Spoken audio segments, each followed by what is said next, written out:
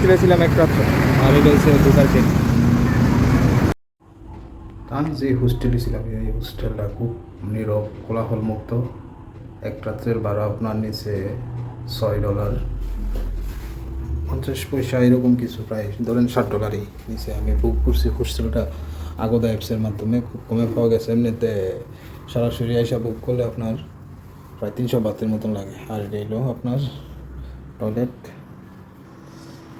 আর এই জায়গায় হাত মুখ ধোয়া, কাপড় শুকানোর পরে ধোয়ার পরে এই জায়গায় রেখে শুকানো, এইগুলি আমারই গেছে, গেলা এসে দিয়ে দিচ্ছে, এখন শুকাই গেছে। আর এটা হলো শাওয়ার নেওয়ার যাওয়া, এটা হলো লেডিসদের থাকার জন্য, আর ছেলেদের জন্য আলাদা এটা। আর এটা হলো আমি যে জায়গায় থাকি, 3জন আছি এই জায়গায়, এরকম দেখতে কিছুটা।